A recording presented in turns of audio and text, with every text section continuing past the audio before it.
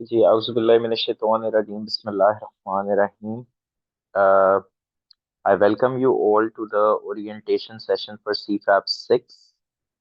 और ये orientation session ख़ास तौर पर उन तमाम स्टूडेंट्स के लिए है जो अपना exam summer 2025 sorry summer 2026, autumn 26 और विंटर 26 में अटेम्प्ट करने जा रहे हैं।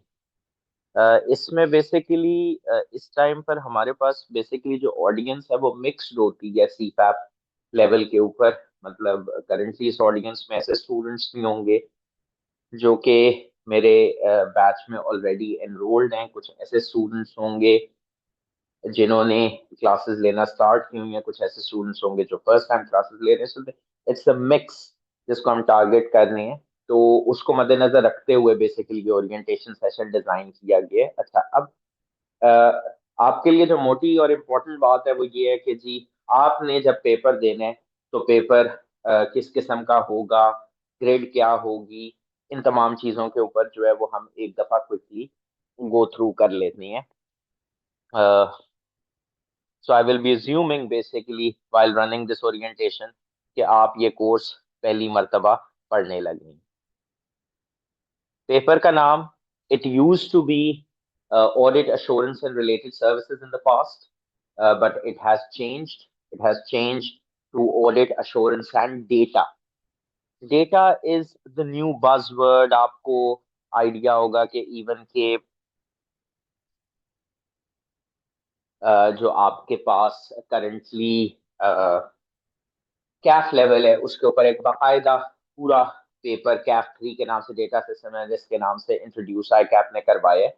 और उसका लिंकेज डेफिनेटली प्रैक्टिकली अगर देखा जाए तो आपके हर पेपर के साथ है। मतलब उसका लिंकेज जो है वो आपके बिजनेस मैनेजमेंट, बिजनेस स्ट्रैटेजी के पेपर्स के साथ भी है, अकाउंटिंग के पेपर्स के साथ भी है, ऑडिटिंग के पेपर्स के साथ भी है।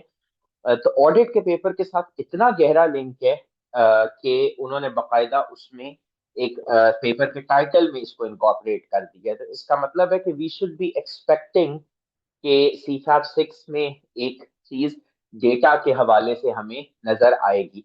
अच्छा, ऐसा नहीं है कि ये एरिया आपके सिलेबस में पहले नहीं था, पहले भी इसके एरियाज हम कवर कर रहे थे out of caution, because data analytics, use automated tools and techniques, data analytics वगैरह इन तमाम चीजों का यूज जो है वो काफी प्रेवलेंट है, काफी कॉमन है इन द ऑडिटिंग वर्ल्ड। सो ये चीजें जो है वो ऑलरेडी इसके अंदर incorporated.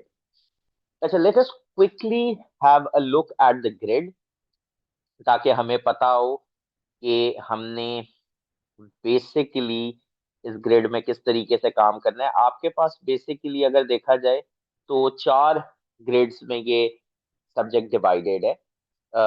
और इसमें जो सबसे बड़ी ग्रिड है जहां से आपका तकरीबन 40 से 50 मार्क्स का पेपर आना है वो आपकी प्लानिंग, रिस्क एंड परफॉर्मेंस की ग्रेड है, जिसमें ऑडिट के पॉइंट ऑफ व्यू से जो आपके प्लानिंग के एरियाज हैं, रिस्क असेसमेंट है, और जो आपकी एग्जीक्यूशन के तमाम एरियाज हैं वो इधर आते हैं। मतलब आपकी risk assessment, procedures, course of action, evaluation of situations, वो तमाम चीजें बेसिकली इधर कवर हो जाएंगी। अच्छा, उसके बाद जो दूसरी चीज है दैट इज, दूसरी ग्रेड है that is audit conclusion and reporting. तो जो आपके पास basically audit conclusion and reporting है, उसके अंदर जो आपकी रिपोर्टिंग की सीरीज है, आयजा 700 की सीरीज हो गई, आपके कंपनी लॉ जो पाकिस्तान में कंपनीज एक्ट 2017 है उसके अंदर जो ऑडिटर के ऊपर रिपोर्टिंग ऑब्लिगेशन है, वो तमाम चीजें बेसिकली इधर कवर होंगी।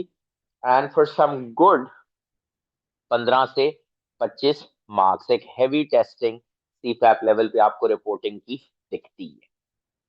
अच्छा, उसके बाद फिर कुछ, तो आपका ये जो दो ग्रेड्स हैं, इसके बाद आपके पास एक ग्रेड है specialised areas, other assurance engagements and related services. इसमें बाकी सब कुछ आप कह लें आपके सिलेबस का वो इस ग्रेड के अंदर शामिल है।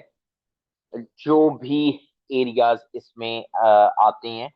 और फिर आपके पास एक ग्रेड डी है जिसके अंदर ethics, quality control, strictly speaking मैं कहूंगा कि इसको हमें कहना चाहिए quality management, because the era that we're living in, it's no more an era of quality control, it's an era of quality management. So quality management के standards और जो आपकी प्रोफेशनल रिक्वायरमेंट्स हैं, जो आपके कुछ लॉज एंड रेगुलेशंस हैं audit से रिलेटेड, चार्टर्ड अकाउंटेंट्स ऑर्डिनेंस की कुछ relevant provisions, audit oversight board की, क्वालिटी कंट्रोल रिव्यू फ्रेमवर्क की, और तमाम चीजें इधर आती हैं। बड़ी जो चीजें हैं that is code of ethics and quality management, जो कि 15 से 20 मार्क्स का इधर टेस्ट हो।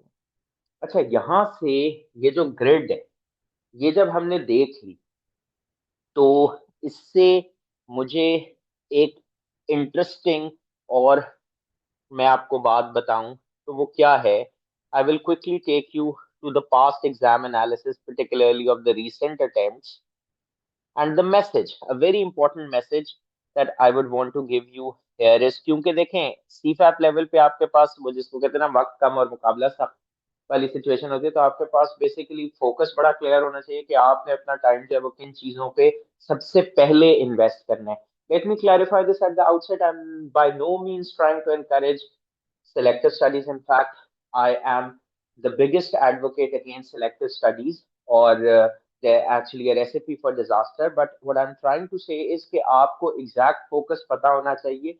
जिसला हम ऑडिट के अंदर करते हैं कि भाई जहां पर ज्यादा रिस्क है वहां पर ज्यादा काम करना है, जहां पर कम रिस्क है वहां पर कम काम करना है, तो बिल्कुल the same philosophy applies to smart preparation for your exam, कि आपको पता हो कि भाई आपके पेपर का मरकज, आपके पेपर का फोकस क्या है, सो that you prepare it accordingly.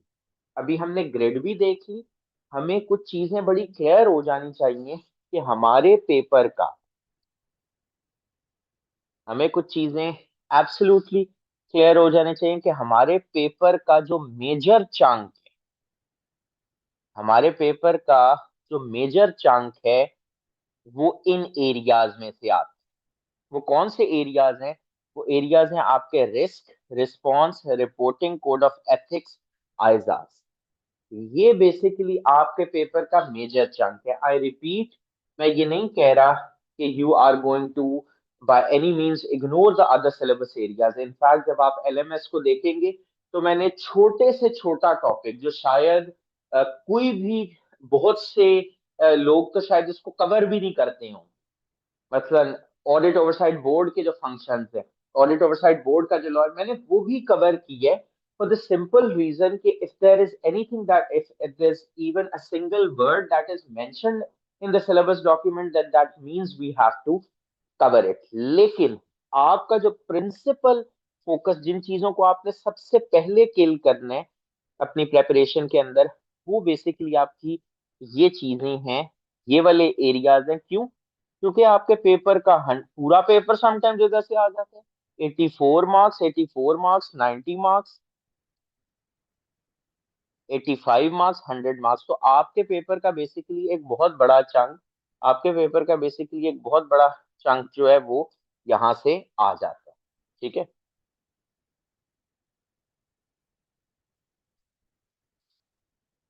सही होगी कहानी। तो इसका मतलब है हमें risk, procedures, evaluation, course of action, reporting, reporting, audit strategy, controls, procedures, reporting, ISA 800 की series, code of ethics, quality management, और स्पेसिफिक आइजा रिलेटेड जो सिनेरियोज हैं या स्पेसिफिक कुछ जो आइजाज हैं, उनके ऊपर बड़ी अच्छी ग्रिप होनी चाहिए in order to ace this particular exam.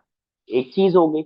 अच्छा, दूसरी चीज, हमने सिलेबस के अंदर देख लिया, हमें पता लग गया कि हमारे पास ग्रेड ए है जिसके अंदर audit of historical financial information, planning, risk and performance है।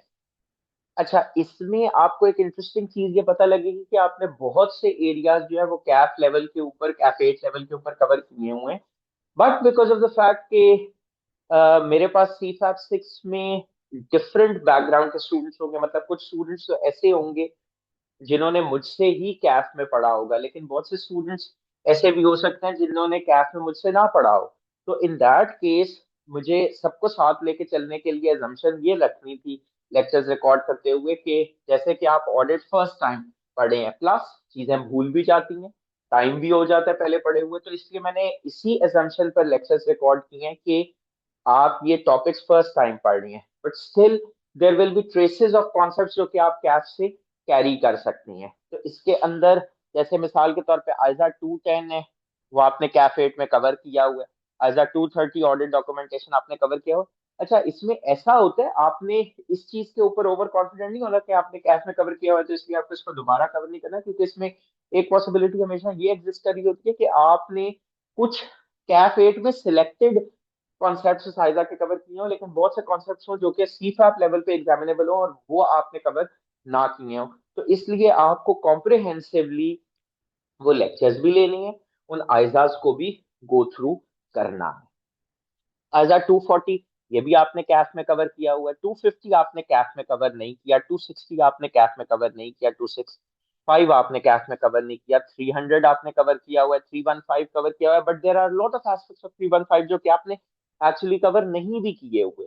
320 आपने कवर किया। 330 कवर किया ना। 402 इट्स कम्प्लीटली न्यू स्टैंडर्ड जो आपने कवर नहीं किया। आइजा 450 valuation of statements identified during the audit अब सीफैप के कैफ के सिलेबस में ऐड हुए under education scheme 2025, which means कि जिन लोगों को मैं पढ़ा रहा हूँ उन्होंने सीफैप उन्होंने ये स्टैंडर्ड पहले कवर नहीं किया होगा Kaif.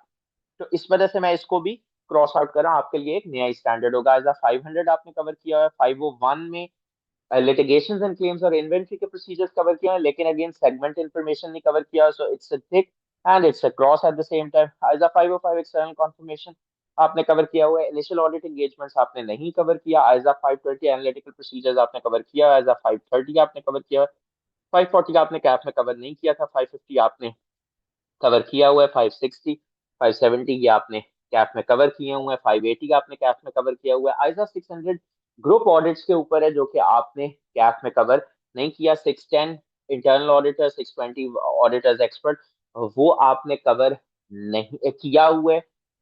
Knowledge and application of data analytics tool, now this is something जो कि स्पेसिफिकली आई कैप ने ऐड किया था। इंटरेस्टिंगली एजुकेशन फील्ड 2025 में उन्होंने कैप में भी data analytics automated tools and techniques जो है वो कैप के सिलेबस में ऐड किया, लेकिन आपने सी फैप लेवल पे मैं यही अज्यूम कर रहा हूँ कि आपने कवर इसको नहीं किया हुआ, आपके लिए एक नया एरिया है। उसके बाद एक बड़ी इंटरेस्टिंग चीज जिसकी जरूरत कैप लेवल पे भी है, and I have been requesting ICAP for the same. उन्होंने कैटेगोरिकली एक चीज बता दी है कि जो आपने IFRS CFAP 1 के अंदर कवर किए हैं वो बेसिकली CFAP 6 में एग्जामिनेबल है। अब कहने को तो एक बात है, लेकिन ये एक बहुत बड़ी बात है। इसका मतलब ये है कि आई कैप के पास एक मार्जिन है कि वो CFAP 6 के लेवल पे complex financial reporting, complex accounting issues जो हैं वो टेस्ट कर सकते हैं। सो फॉर एग्जांपल जो CFAP लेवल पे आप स्पेसिफिकली अकाउंटिंग स्टैंडर्ड्स पढ़ रहे हैं, फॉर एग्जांपल आप फाइनेंशियल इंस्ट्रूमेंट्स के अंदर हेज अकाउंटिंग पढ़ रहे हैं, फाइनेंशियल इंस्ट्रूमेंट्स के अंदर आप जो है वो स्प्लिट अकाउंटिंग पढ़ रहे हैं, इक्विटी डेट की जो कन्वर्टेबल डेट इंस्ट्रूमेंट्स के अंदर अकाउंटिंग है, आप non current assets held for sale पढ़ रहे हैं, आप शेयर बेस्ड पेमेंट पढ़ रहे हैं। जो complex accounting and financial reporting issues हैं they basically become examinable by virtue of the insertion of this one line that the IFRS included in CPAP 1। तो इस वजह से आपको इस चीज का खास ख्याल रखना चाहिए। इसमें ये होता है कि आप बहुत पुराने जब पेपर्स कर रही होती हैं तो उसके अंदर बहुत कॉम्प्लिकेटेड अकाउंटिंग इश्यूज से टेस्ट ना हो रहे हो, लेकिन अब में ये रेलिवेंट है, तो इसलिए आई वुड स्ट्रांगली एडवाइस कि जब आप अपनी सब्जेक्ट सिलेक्शन कर रहे हैं तो उसमें आपने सी फैप 6 के साथ कोशिश, हत्तुल इम्कान कोशिश ये करनी है कि आप सी फैप 1 इसके साथ लाजमन रखें। This is the ideal combination जो कि आप कर रहे होंगे।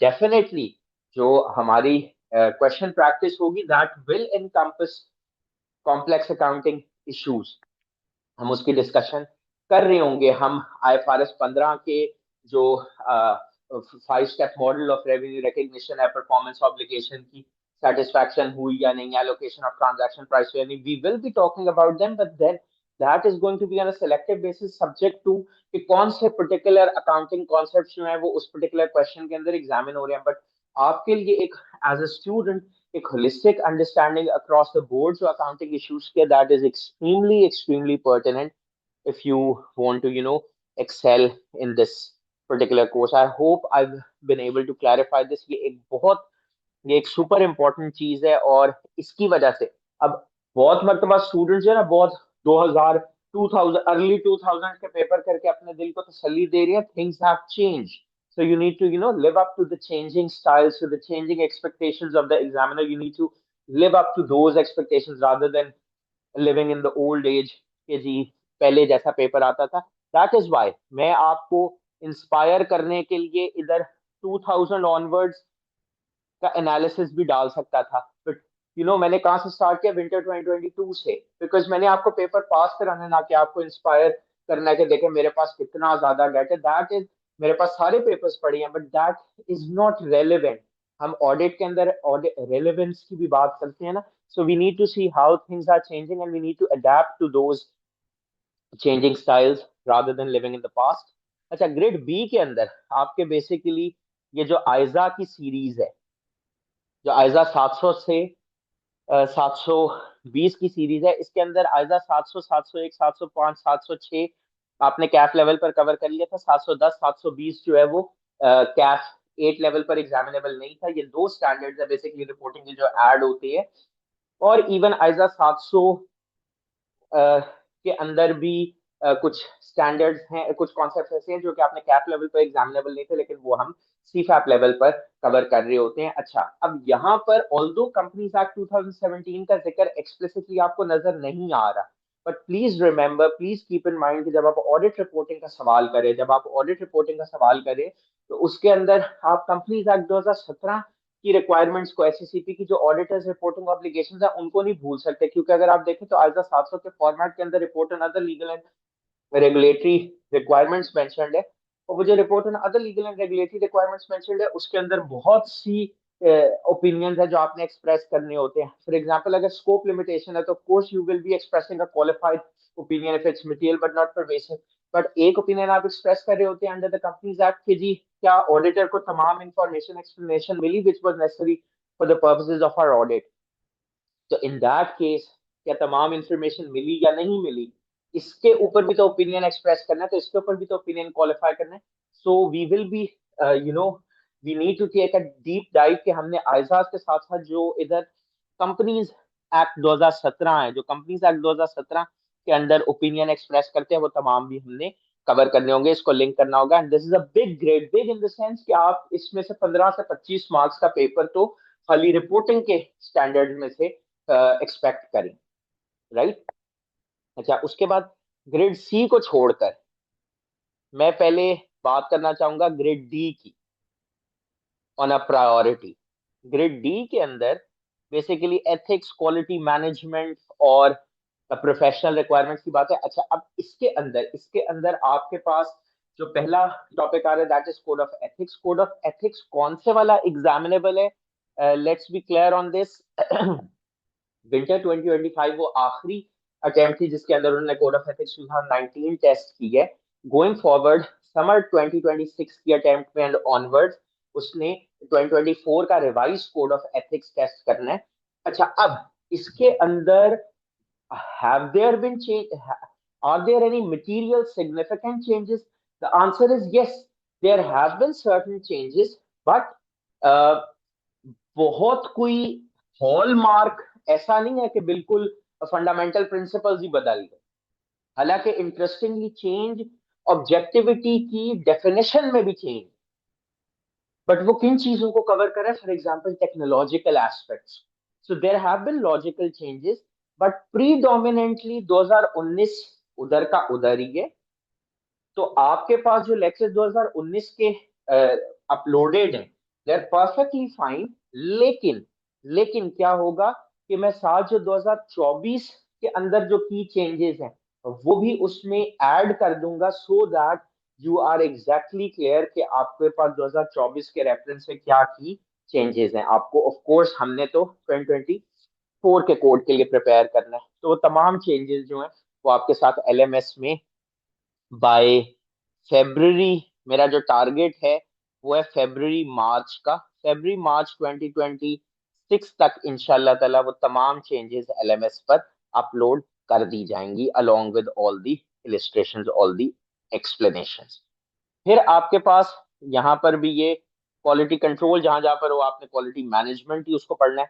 क्वालिटी मैनेजमेंट में जो आपके क्वालिटी के स्टैंडर्ड्स है वो, फिर क्वालिटी कंट्रोल रिव्यू फ्रेमवर्क, आईकैप का जो क्वालिटी एश्योरेंस बोर्ड का ऑडिट ओवरसाइट बोर्ड, ये चीजें कवर होती हैं। और कुछ सीए ऑर्डिनेंस के रेलेवेंट जो स्केड्यूल्स हैं, रेलेवेंट चैप्टर्स हैं, वो इसके अंदर फॉल करती हैं। जी बिल्कुल, उसके कोड ऑफ एथिक्स के आपको कॉम्प्रिहेंसिव वो लेक्चर्स जो है प्रोवाइड किए जाएंगे।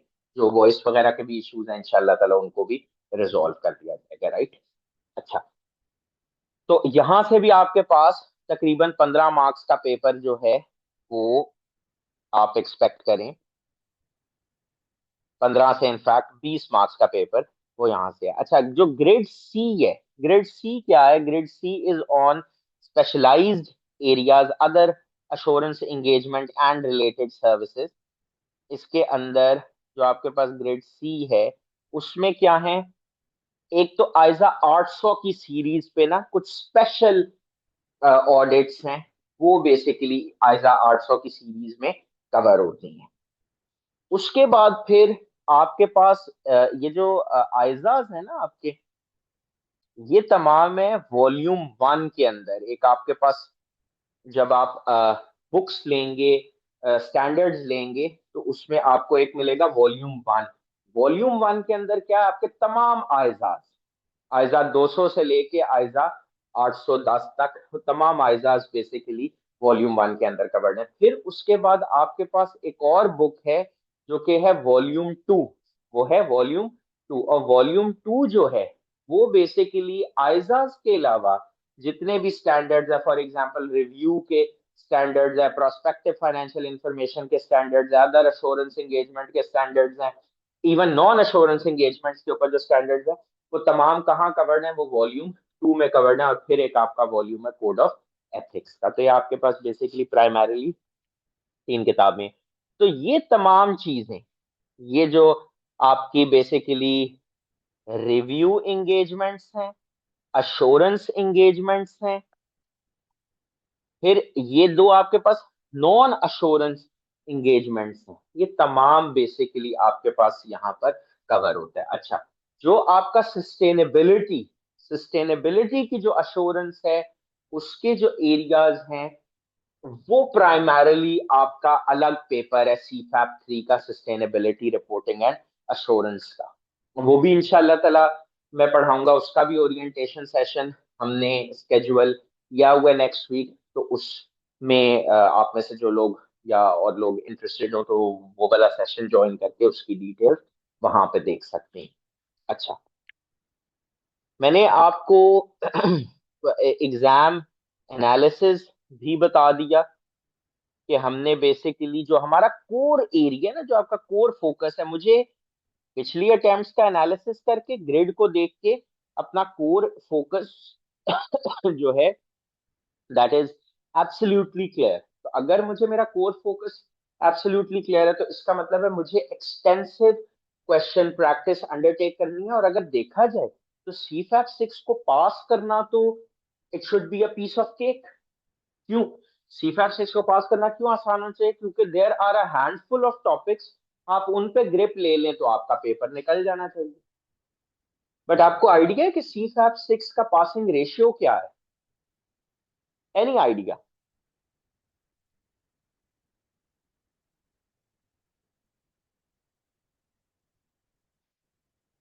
तो तुक्का लगाएं कि CFAP 6 का पासिंग रेशियो क्या है?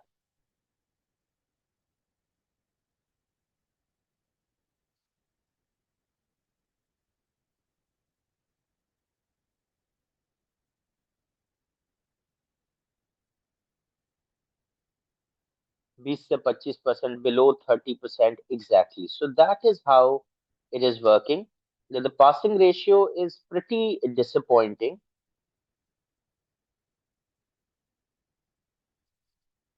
और वो किस हवाले से डिसअपॉइंटिंग है कि अभी ये जो एक तो अटेम्प्ट अभी हुई है ना 4 दिन पहले, बल्कि 2 दिन पहले, जो समर 2025 है, इसके अंदर पासिंग रेशियो क्या निकले? 23%। और ये जो 23% का पासिंग रेशियो है, if you would ask me, ये बहुत डिसअपॉइंटिंग पासिंग रेशियो है।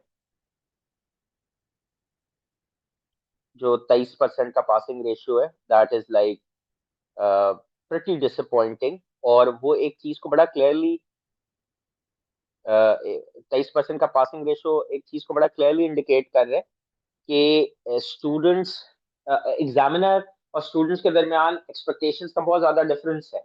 आई कैप के एग्जामिनर की एक्सपेक्टेशंस कुछ और हैं, आप कुछ और कर रही हैं। और प्रॉब्लम ये है कि स्टूडेंट्स जो आई कैप कंप्लेंट्स कर रहे हैं, वो बातें कर रहे हैं, स्टूडेंट्स जेनेरिक इररेलेवेंट रिस्पॉन्सेज दे रहे हैं।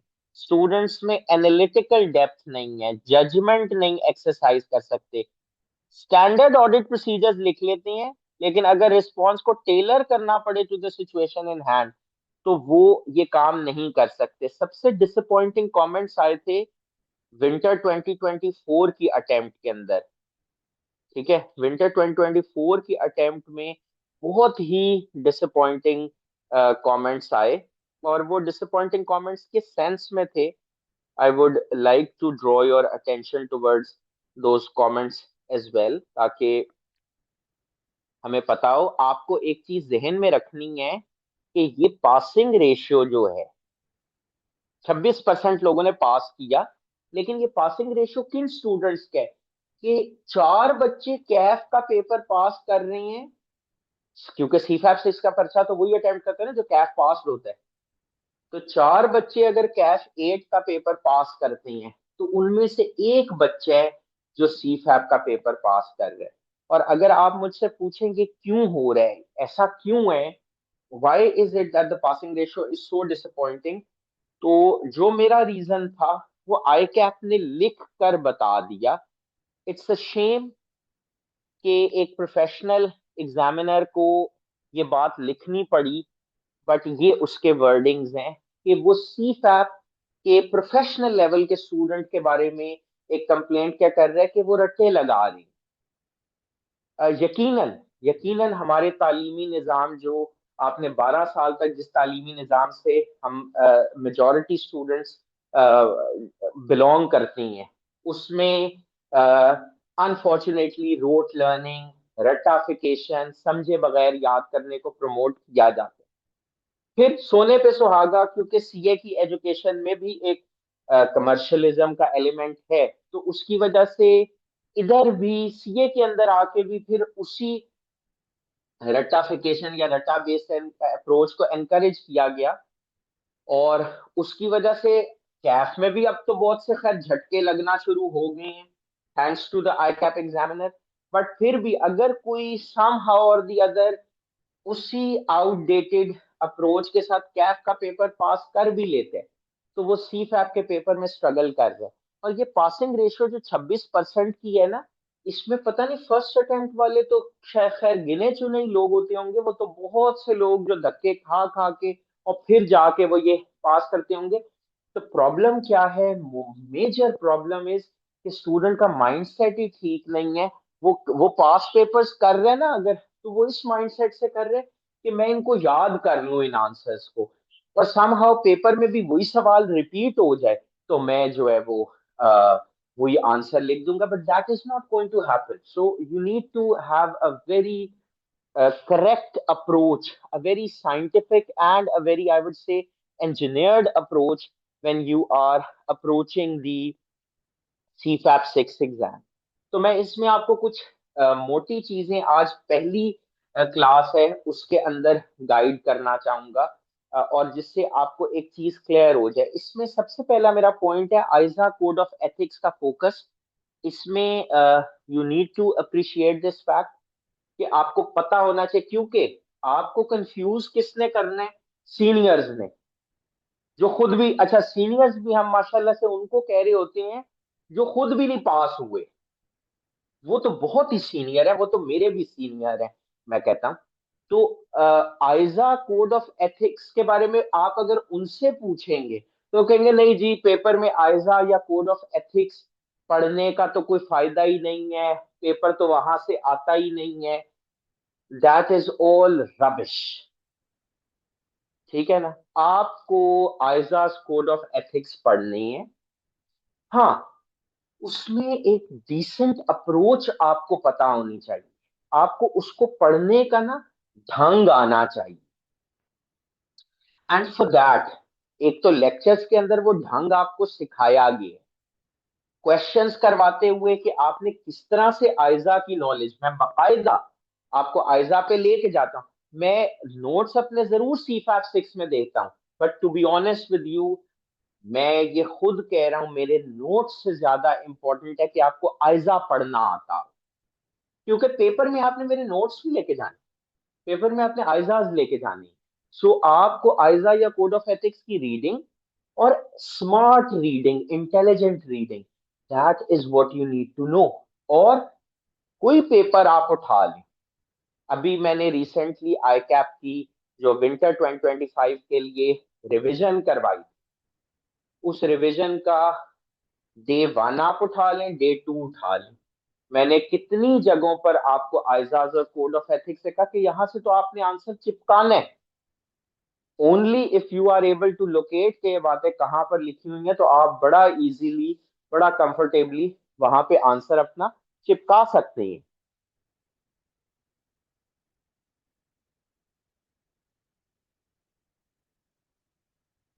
तो इसलिए ये एक बड़ी इंपॉर्टेंट एस्पेक्ट है। अच्छा, दूसरी चीज है राइट एग्जाम फोकस, जिस पे मैंने पहले ही बात कर ली कि आपको की एग्जामिनेबल एरियाज और रीसेंट पास पेपर्स का एनालिसिस जो है वो बड़ा इंपॉर्टेंट है, जो हमने कर लिया है। आपको आज ही पता है कि भाई सबसे पहले मैंने किन एरियाज के ऊपर ग्रिप लेनी है। और of course we are going to, like I mentioned, LMS पे already each and every the smallest topic of the syllabus वो भी हमने कवर किया, मतलब कोई भी चीज छोड़ी नहीं है। लेकिन उसको प्रायोरिटाइज करना, प्रायोरिटाइजेशन जो है वो बड़ा मैटर करेगी। फिर हमने एक बात कर ली रोट लर्निंग के ऊपर रिलायंस की, conceptual clarity very important, brain training and picking the triggers in the scenario, that is super super important, that is super super important in the sense कि you should exactly know, आपको exactly पता होना चाहिए कि आपने किस तरीके से सिनेरियो को रीड करना है। मैं आपको इंटरेस्टिंग चीज बताऊंगा, बच्चों को सी फैक्ट सिक्स लेवल पे, इनफैक्ट सी फैक्ट सिक्स के स्टूडेंट्स को तो मैं बच्चे भी नहीं कहता, सी फैक्ट सिक्स के जो एस्पिरेंट्स हैं, जो सी फैक्ट सिक्स के लिए प्रिपेयर कर रही हैं, they are basically not aware of how to read the scenario. उनको नहीं पता कि केस स्टडी पढ़ना और स्टोरी बुक पढ़ना दो फर्क चीजें हैं। They don't know the difference between the two.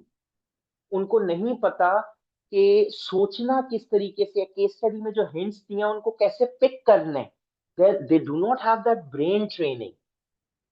वो किस चीज को, मतलब this is unfortunate, and this also connects with the next point that I am about to make, कि उन बेचारों को लगता है कि अगर हमने लेक्चर्स पूरे कर लिए तो, which is one way communication, teacher को हमने सुन लिया तो हमने को बहुत बड़ा मार का फतह कर लिया। And that is why all the time I seen students both at the CAF and CFAP level कि जी हमें जरा छोटे लेक्चर्स मिल जाएं। मतलब सिलेक्शन का criteria such intelligent criterias are being used कि मुझे हैरत होती है। अच्छा, वैसे सीए के स्टूडेंट से पूछो तो वो कहेंगे नहीं जी हम स्लो लर्नर हैं। तो मेरा सवाल है, लर्नर तुम स्लो, तो तुम्हें कहाँ से शॉर्ट लेक्चर्स के अंदर चीजें फिर समझ में आनी है, ग्रिप आनी है? यानी डेफिनेटली नीड डिटेल्ड लेक्चर्स।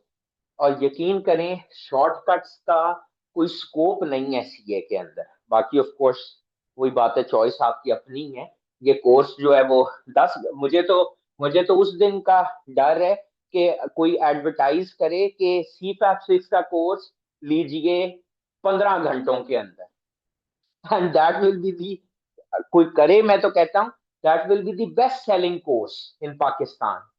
क्योंकि वही बात है, मैं क्या इस पे रहने दें, ऐसे ही मैं जो है जज्बाती हो रहा हूँ। बट आपको एक मोटी बात जो है वो पता होनी चाहिए कि eight the end of the day अगर आपसे सवाल नहीं हल हो रहा ना, लाइक समवन आल्सो मेंशन, तो वो सब बेकार है आपकी एफर्ट।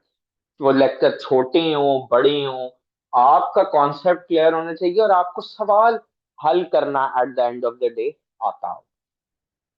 सो बेयरली, तो इन चीजों के ऊपर, मतलब मैं आपको जब क्लास में भी क्वेश्चन सॉल्व करवा रहा हूँ, आप आई कैप का रिवीजन सेशन भी देख सकते हैं, तो मैं उसमें ये नहीं करूंगा कि मैं आपको केस स्टडी स्क्रीन पर दिखाऊं और फिर उसका आंसर जो है वो सुनाऊं जैसे आप खबरें सुनने के लिए बैठे हुए हैं। नहीं, मैं आपको ट्रेन करना है, मैंने आपको दिमाग को ट्रेन करना है कि इस सवाल में से आंसर निकालना कैसे है। आमतौर पर स्टूडेंट्स की प्रेफरेंस क्या है कि उनको सवाल दिखाया जाए और उसका आंसर सुनाया जाए, जैसे को खबरें पढ़ के सुना रहे। तो वो तो that is not going to take you anywhere. Please take note of this. उसके बाद, जिस तरह मैंने कहा, barely completing the lectures and assuming all is well, I'm afraid सब कुछ सही नहीं होगा। सिर्फ लेक्चर्स ले लेने से बात नहीं बनती, आपको अपनी एफर्ट जो है वो उसके अंदर डालनी होती है, रिगार्डलेस ऑफ कि आप जो है वो, मतलब over dependency on the lectures, that is going to be a disaster. ठीक है।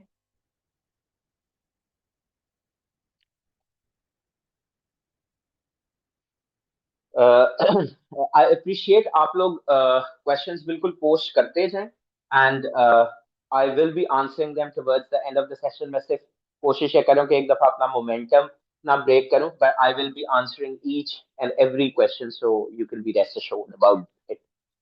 अच्छा, not solving questions in written form under timed conditions, ये एक बहुत बड़ा मसला सीए के स्टूडेंट्स के अंदर ये है, स्पेशली विद रिस्पेक्ट टू दो सब्जेक्ट जहां पर राइटिंग इन्वॉल्व है। वो ये करते हैं, ऑडिट के अंदर तो खास तौर पे ऐसा होता है कि स्टूडेंट कहते हैं कि अच्छा मैं क्वेश्चन पेपर देखता हूँ और मैं उसका फिर आई कैप का सोल्यूशन देखता हूँ, और फिर मैं अपने आप को एक झूठी तसल्ली देता हूँ कि हाँ मैं भी तो तकरीबन यही सोच रहा था। हालांकि यकीन करें, अगर आप कभी उसका आंसर खुद से लिखें ना, तो आपको पता लगेगा कि your answer is poles apart from what ICAP has mentioned in its suggested solution. आप ऑल टुगेदर एक डिफरेंट डायरेक्शन में चले जाते हैं। तो ये करना कि जी मैं ICAP का क्वेश्चन पेपर देखूं और फिर उसका आंसर रीड करूं, that is like a recipe for disaster. मैं तो इस तरह के स्टूडेंट्स के लिए कहता हूँ, "ओ भाई, इस पे भी टाइम ना जाया करो"। क्योंकि ये हरकत करने से ना, कि आई कैप का सवाल पढ़ा और आई कैप का जवाब पढ़ा, ये हरकत से अगर आप समझ रहे हैं आपकी कोई लर्निंग हो रही है, तो यकीन करें, मैं आपको गारंटी दे सकता हूं इससे आपकी जीरो लर्निंग हो रही है। And this is coming from someone जिसने सीए, ACCA, यूनिवर्सिटी लेवल पे ऑडिट, एडवांस्ड ऑडिट को जो है वो 15 साल से पढ़ा चुके हैं। That person is telling you ये बेकार है, इसका कोई पर्पस, कोई यूटिलिटी नहीं है। आपका तरीका कार क्या होना चाहिए, that you actually type your answer, चाहे वो आप वर्ड फाइल में टाइप करें या आप आई कैप के जो कंप्यूटर बेस्ड प्लेटफॉर्म है उसके अंदर टाइप करें, जो आई कैप की वेबसाइट के ऊपर अवेलेबल है। जो आई कैप का एग्जाम सॉफ्टवेयर है उसके अंदर प्रेफरेबली अपना आंसर बाकायदा टाइप करें, and then compare it with the suggested solution. अच्छा, आपका comparison with the suggested solution में सेल्फ रिव्यू थ्रेट का रिस्क है। You may not be able to question your own mistakes. You may not be able to even identify your own mistakes in the first place. तो इसके लिए जो मैंने solution रखा हुआ है वो ये है कि I personally mark all the scripts. यहाँ पर मैंने कोई टीचर असिस्टेंट वगैरह को इन्वॉल्व नहीं किया। There is a team which assist me, but that is for administrative assistance, but not for marking of scripts. क्योंकि यकीन करें, स्क्रिप्ट्स की मार्किंग एक कैफ क्वालिफाइड बंदे से करवाना, या सी फैप, इवन सी फैप क्वालिफाइड बंदे से, सी फैप पास बच्चे से स्क्रिप्ट मार्क करवाना, यकीन करें मेरा जमीर नहीं मुझे इस चीज की इजाजत देता। यकीन करें, जिस दिन मेरे लिए ये इम्पॉसिबल होगी ना स्क्रिप्ट मार्किंग, मैं पढ़ाना छोड़ूंगा। क्योंकि क्या आपके ख्याल में आई कैप जो है वो किसी कैफ पास बच्चे से, किसी सी फैप पास बच्चे से पेपर जो है वो सेट करवा रहा होता है या मार्क करा रहा होता है कि हम जो है वो इस चीज को, और असल में दिस इज अनफॉर्चुनेट कि स्टूडेंट को भी नहीं समझ में आ रही, या स्टूडेंट को भी इस चीज की सेंस नहीं आ रही है, और that is why no one cares about this aspect. लेकिन लेक्चर्स इज सीफैप लेवल पे अगर आप मुझसे पूछे ना, if it is all about lectures, मैं आपको कहूंगा जिस मर्जी टीचर से दिल करता है पढ़िए, क्योंकि लेक्चर्स की कंट्रीब्यूशन आपकी पासिंग में बेयरली 30% है, मे बी लेस। असल चीज तो ये है कि आपका आंसर लिखा हो, उसको एक एक्सपीरियंस्ड इंस्ट्रक्टर मार्क कर रहा हो। मैं आपको एक अजीब सी बात बताने लगा हूं। मैंने कहा एक एक्सपीरियंस्ड ऑडिट का टीचर उसको मार्क कर रहा हो, उसका रीजन ये है कि इवन जिसने सीए क्वालिफाइड से भी अगर आप मार्क करवा रहे हैं ना, तो उसने क्वालिफाई किया था कितने 50 नंबर लिए होंगे, 51 नंबर लिए होंगे। By virtue of that, he doesn't becomes an expert in that subject. Expertise over time develop होती है। तो एक experienced जो इंस्ट्रक्टर होगा ऑडिट का, वो आपकी गलतियों को किस तरीके से आइडेंटिफाई करेगा। I would want to take this opportunity to give you a flavour of the same, ताकि आपको एक क्लैरिटी हो कि चीजें किस तरीके से, मार्किंग का प्रोसेस किस तरीके से इधर एग्जीक्यूट होता है। And believe me, the only thing is कि आपको थोड़ा सा एक आइडिया मिल जाए। अब ये एक सवाल है, एक स्टूडेंट ने किया, इसके अंदर मिसाल के तौर पे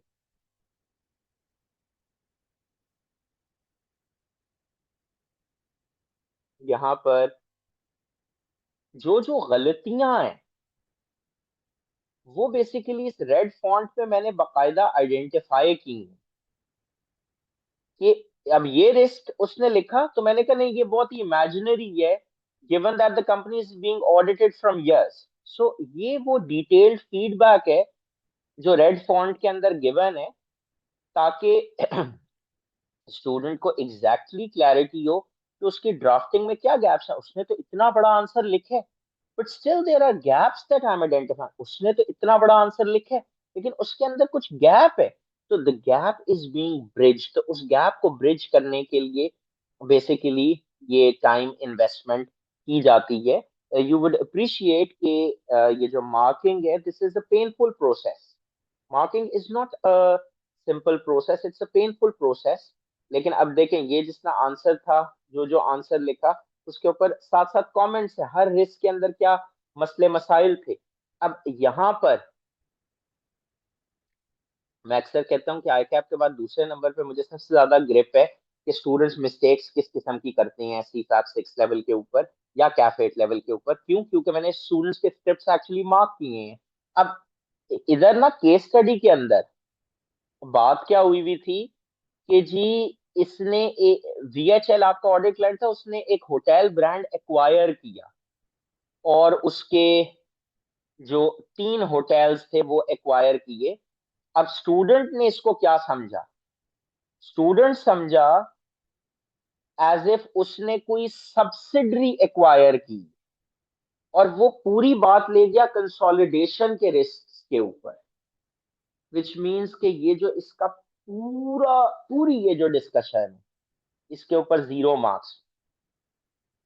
अब स्टूडेंट ये समझते हैं मैंने इतनी ज्यादा लाइंस लिखी है तो मुझे कुछ आधा नंबर तो मिलेगा, 0.75 तो मिलेगा। नहीं, आपको इस पे 0 मार्क्स मिलेंगे, because you track lost.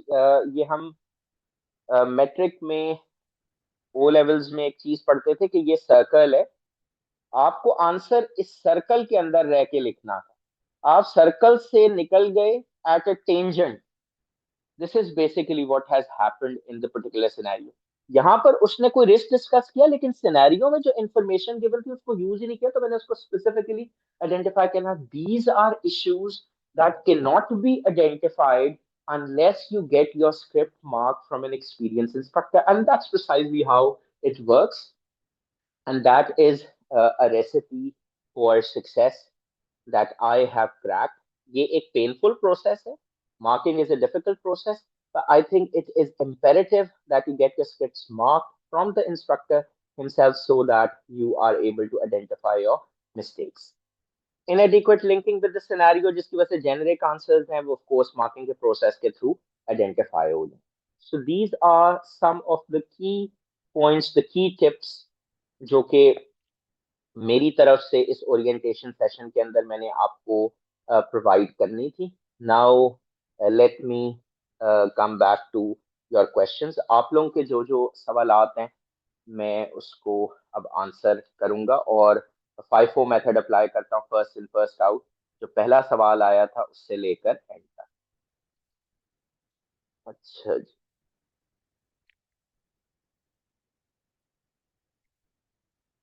Sir ये भी बता दीजिएगा कि software based. Yes, it's a software based exam. आपका आई कैप की वेबसाइट पे वो सॉफ्टवेयर आप डाउनलोड कर सकते हैं उधर से और उसी पे प्रैक्टिस करें.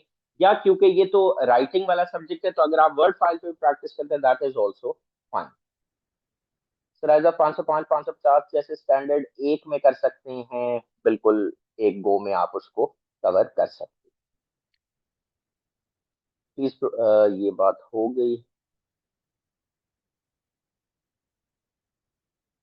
अच्छा, एक सवाल है डेमो लेक्चर्स. जी जी बिल्कुल.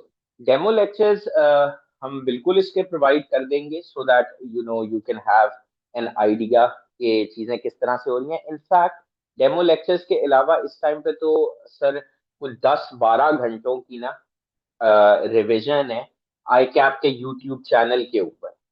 तो वो सबसे बड़ा डेमो है कि how I go about teaching. मतलब उसके अंदर एट अ स्ट्रेच 12 घंटों की आपके पास रिकॉर्डिंग है 2 दिन की. तो वहां से आपको पता लग जाएगा. One of my seniors told me that reading IFRS is very important for audit. Can you please confirm? देखिए बिल्कुल आईएफआरएस की नॉलेज जो है वो बहुत इंपॉर्टेंट है. और इनफैक्ट जो आईएफआरएस के स्टैंडर्ड्स में जो वर्ड्स यूज हो रहे होते हैं they sometimes get into the case study scenario. So IFRS की नॉलेज बहुत इंपॉर्टेंट है. और इसका एविडेंस तो आपको यहाँ से मिल गया कि आईकैप ने जो C56 का सिलेबस डॉक्यूमेंट है उसके अंदर एक्सप्लिसिटली मेंशन कर दिया कि भाई आईएफआरएस जो आपने C51 लेवल के ऊपर कवर किए हैं वो एग्जामिनेबल है, इंपॉर्टेंट. अच्छा जी.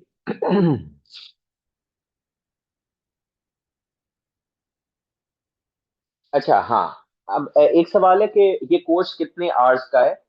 ये कोर्स जो टोटल हमारे पास इसमें आवर्स हैं they are around 80 hours. 80 hours के अंदर ये कोर्स है जिसके अंदर जो लेक्चर्स हैं वो 50 आवर्स के लेक्चर्स, 50 से 60 आवर्स के लेक्चर्स हैं जिसमें तमाम टॉपिक्स कवर्ड हैं और प्रैक्टिस भी है. और फिर एडिशनल प्रैक्टिस है क्योंकि हर अटेम्प्ट के बाद हम उस पेपर को जब सॉल्व करते हैं तो वो प्रैक्टिस बेसिकली इसमें ऐड होती चली जाती है. तो 80 to 90 आवर्स आप कंफर्टेबली अपने माइंड में रख सकते हैं. और उसमें ज्यादा मेरा फोकस है आपको पढ़ना, केस स्टडी और रिक्वायरमेंट पढ़ना, सोचना और आंसर लिखना सिखाना. तो मैं बाकायदा आंसर्स टाइप कर रहा होता हूँ या वन नोट पर लिख रहा होता हूँ. How will you give questions for practice और समथिंग. अच्छा, प्रैक्टिस मटेरियल भी एलएमएस के ऊपर अपलोडेड है, टेस्ट भी एलएमएस के ऊपर अपलोडेड है. तो आप टेस्ट अटेम्प्ट करके मुझसे चेक करवा सकते हैं. जो प्रैक्टिस मटेरियल है वो भी एलएमएस के ऊपर तमाम तर आ रहे हैं. पेपर आपको बिल्कुल सॉफ्टवेयर पे देना है. It's an open book exam. आपके पास आइजाज जो हैं वो लेके जाने होंगे आपको. कोर्स का एक्सेस आपको फर्स्ट अटेम्प्ट तक आपकी मिलता है. आज सर आप स्टैंडर्ड के साथ लिंकिंग करना सिखाएंगे लेक्चर्स में. बिल्कुल स्टैंडर्ड के साथ. ये क्वेश्चन है कि स्टैंडर्ड के साथ क्या मैं लिंकिंग करना सिखाऊंगा. कोर्स मैं सिखाऊंगा, that is my principal role. और आप इसको, ये तो मैं कह रहा हूँ ना, लेकिन आप इसको वेरीफाई कैसे कर सकते हैं. आप इसको वेरीफाई ऐसे कर सकते हैं कि जो आई कैप के यूट्यूब चैनल के ऊपर विंटर 2025 अटेम्प्ट का एग्जाम फोकस रिवीजन सेशन पड़ा हुआ है उसको जाकर देखें कि उसमें मैंने आंसर सुनाए या मैंने बाकायदा उसकी लिंकिंग जो है वो स्टैंडर्ड के साथ करके दिखाई कि किस तरीके से उसको यूज करना है.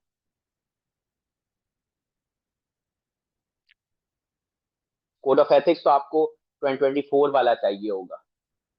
जो कोड ऑफ एथिक्स है वो 2024 वाला चाहिए होगा. आइजाज आपके चल जाएंगे सर बिकॉज पेपर्स अभी ताज़ा ताज़ा खत्म हुए हैं तो डेमो 1 वीक तक हो जाए तो सही रहेगा. डेमो लेक्चर सर यूट्यूब पे अवेलेबल है, आई कैप के यूट्यूब चैनल के ऊपर अवेलेबल है. तो देयर इज नथिंग जो कि मैंने आपको एडिशनल प्रोवाइड करनी है. They are all available. जी नोट्स के लिए कर लेंगे। So how much time would you suggest is adequate for preparation of CFAP 6? देखिए CFAP 6 का कोर्स अगर अच्छे से आपने कवर करना हो ना, तो 6 से 9 महीने इज मोर देन एनफ।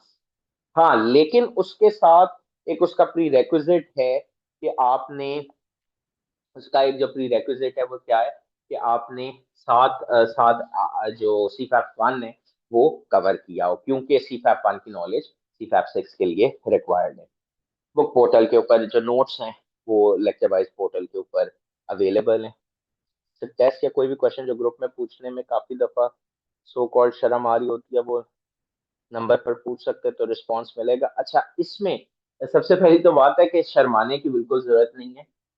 आप लोग फर्म में, इंडस्ट्री में आर्टिकलशिप कर रहे हैं, तो आपको पता है सवाल पूछने में बिल्कुल भी शर्म नहीं होनी चाहिए, ना पूछने में शर्म आनी चाहिए।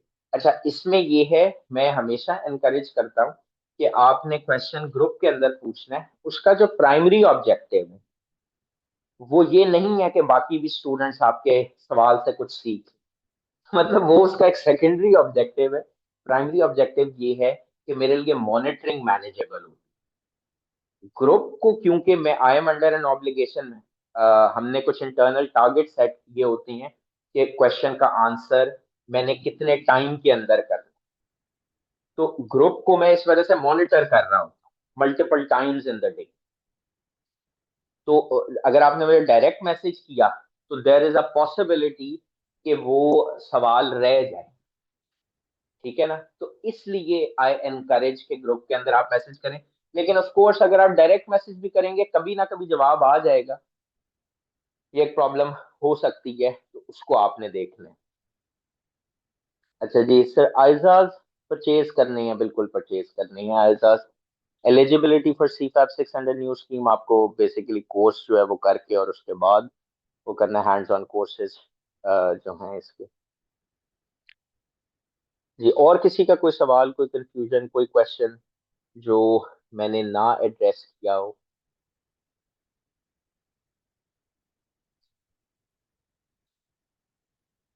जी, रिकॉर्डिंग इस सेशन की मिल जाएगी।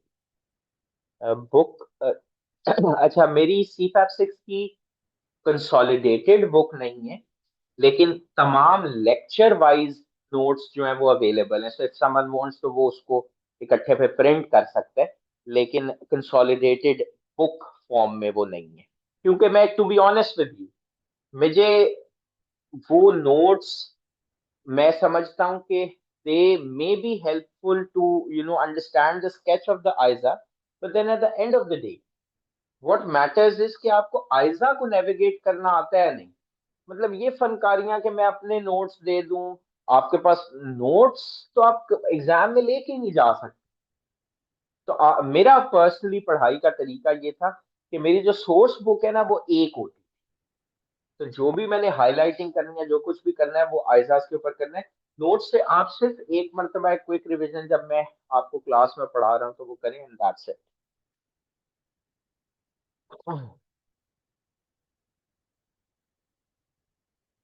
आप देखिए सी फैप 6 आप स्टार्ट करना, अर्लियर स्टार्ट करना जो है वो बेनिफिशियल है।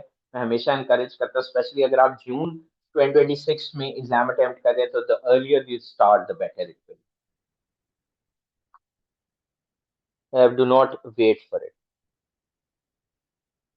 अभी तक का जो ये है ना, आइजाज लेके जाने का, अभी तक तो हार्ड में ही लेके जा रहे हैं। अभी तक की जो जो गाइडेंस है उसमें हार्ड में ही लेके जा रहे हैं। लेट्स होप दैट कंटिन्यूज कि वो अभी सॉफ्ट में ना प्रोवाइड करें।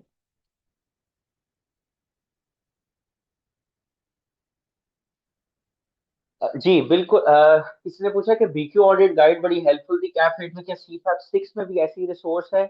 You will be please to know कि सी फैप 6 में नोट्स हैं ही उसी तरीके से जिस तरह बीक्यू ऑडिट गाइड बनी हुई है। मैं आपको एक सैंपल वैसे दिखा भी देता हूँ।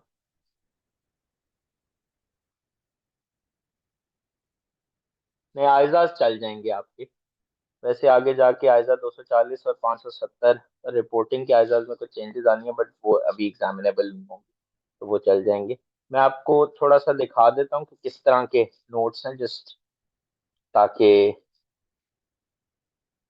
आप कंफर्टेबल हो।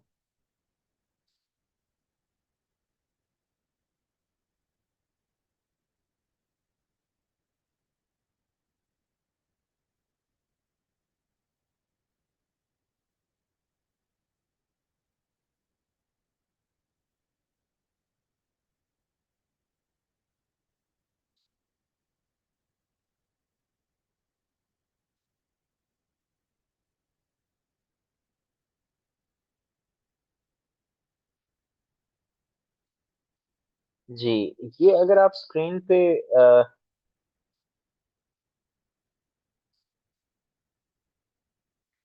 देखें तो आपको ये दिख रहे होंगे इस तरीके से। बेसिकली जिस तरह बीक्यू ऑडिट गाइड भी एग्जैक्टली इसी पैटर्न के ऊपर थी, तो वो शॉर्ट नोट्स आपके पास अवेलेबल, जो आपके एक्सपर्ट का फॉर एग्जांपल है, वो तमाम चीजें उस तरीके से आपके पास अवेलेबल हैं। ऑडिटर्स रिपोर्टिंग है तो वो सारे नोट्स जो हैं वो इस तरीके से अवेलेबल, राइट।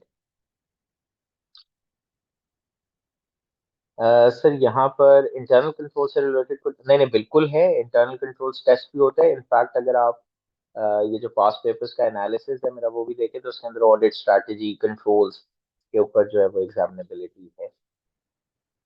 लेकिन वो हाई लेवल कंट्रोल्स की बात कर रहा होता है।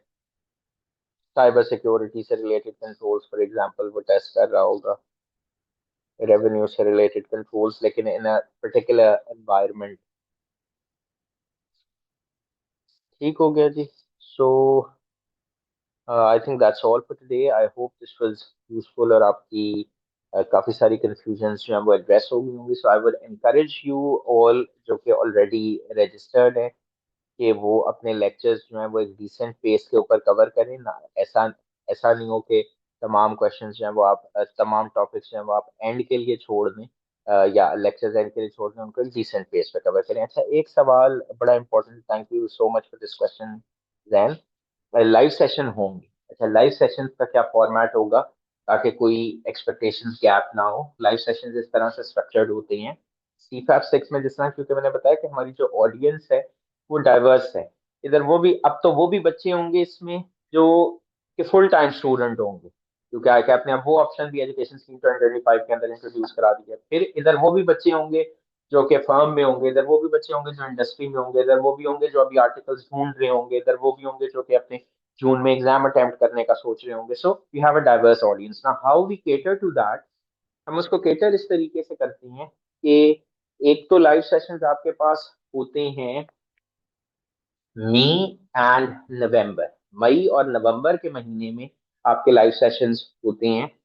वी विल सी कि अब से, क्योंकि अगर क्वार्टरली एग्जाम्स हैं और हमारा कोई स्टूडेंट है जो कि अगस्त सितंबर में एग्जाम अटेम्प्ट कर रहा हो, तो फिर हम देख लेंगे कि हमने क्या अगस्त में भी लाइव सेशंस करने हैं नहीं। तो वहां पर एक तो आपके लाइव सेशंस हो रहे होते हैं। अच्छा, दूसरी ये चीज होती है कि आपकी कुछ स्पेसिफिक, आपने कोई पेपर सॉल्व किया, कोई अटेम्प्ट किया and you want that to be mark, तो वो मार्किंग फैसिलिटी भी आपके पास है। अच्छा, तीसरी चीज क्या होती है, नीड बेसिस।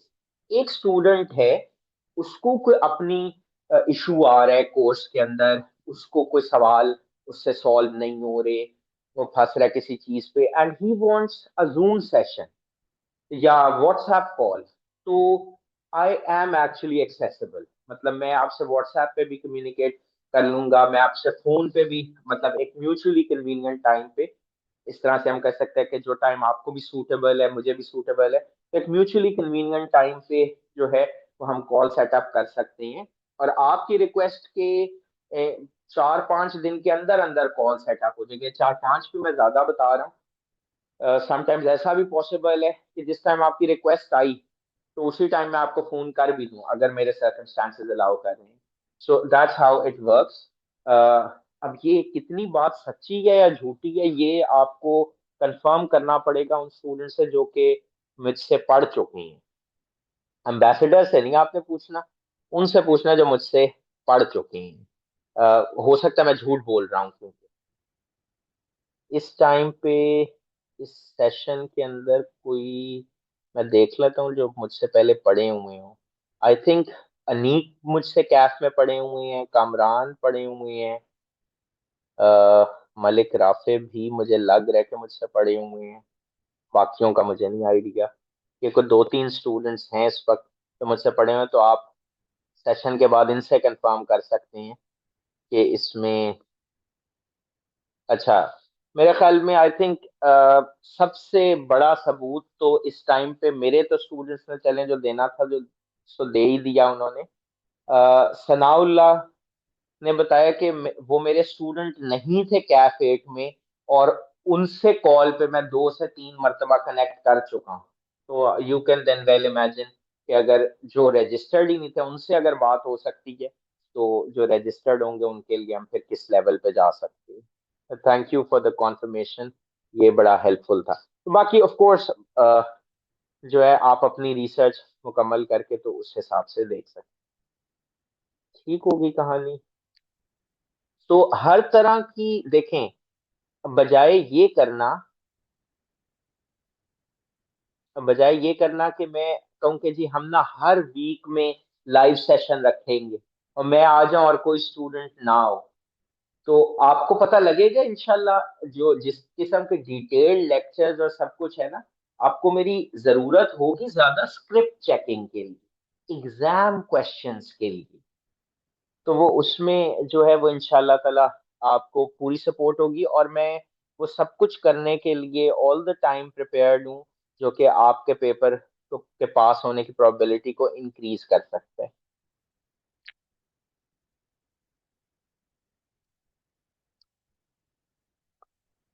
जी। सो ये बेसिकली मेन चीजें थी सेशन।